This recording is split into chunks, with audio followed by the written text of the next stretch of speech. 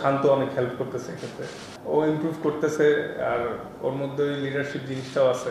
এখন একটা জিনিস ভালো যে টিমের কালচার খুব ভালো আছে।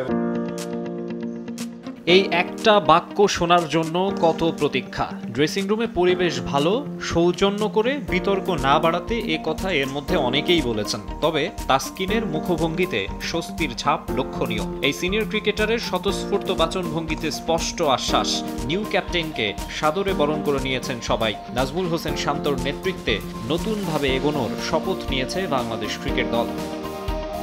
গেল ৫টা বছর দেশের ক্রিকেটে অস্থিরতা কেবলই বেড়েছে। ২০১৯ ওয়ানডে বিশ্বকাপের সময় মাশরাফি তামিমদের সঙ্গে সাকিবের বৈরিতা, ২০২১ টি-২০ বিশ্বকাপে আন্ডার পারফর্মিং মাহমুদুল্লাহর নেতৃত্বে খেলা, ২০২২ বিশ্বকাপের আগ মুহূর্তে তামিম মুশফিকের অবসর ঘোষণা, আর ২৩ ওডিআই ওয়ার্ল্ড কাপের আগে সাকিব তামিম দ্বন্দ্ব প্রকাশ্যে আসা। বিশ্বকাপ এলেই যেন গোলমাল।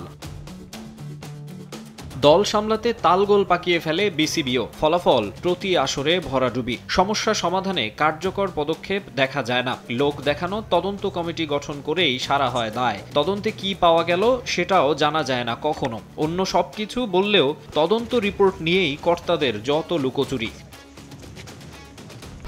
১, ২, ৩ ঢাকায় জমি জিতে নিন ১০০% ক্যাশব্যাক সহ ২০ কোটি টাকার পুরস্কার।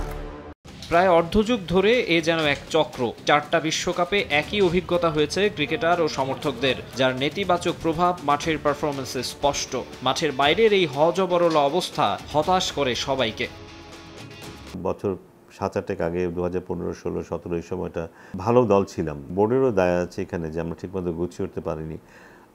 একটা দল তৈরি করার মধ্যে যে একটা দল তৈরি করার যে ব্যাপারটা, যে ১১ জন মিলে একটা দল হবে এবং তারা একসাথে পারফর্ম করবে, সেই জিনিসটা কিন্তু হয়নি। ক্যাপ্টেন্সি নিয়ে সমস্যা, দলে কারা খেলবে সেগুলো নিয়ে সমস্যা, স্পেকুলেশন, অনেক আলাপ আলোচনা, এগুলো যত বেশি হয় দল তত বিব্রত হয়। দলের ভেতরে কিন্তু সেই দলটা আস্তে আস্তে হারিয়ে যায়। গেল বছর দুয়েক মূলত সাকিব তামিম দ্বন্দ্বেই গুমট পরিবেশ ছিল ড্রেসিং রুমে। তবে এখন তামিম নেই, নেতৃত্বে নেই সাকিবও, তাই অনুজদের দোটানাও দূর হয়েছে। এখন ইতিবাচক দৃষ্টিভঙ্গি নিয়ে যুক্তরাষ্ট্র ও ক্যারিবীয় দ্বীপপুঞ্জে যাত্রার লক্ষ্য টাইগারদের।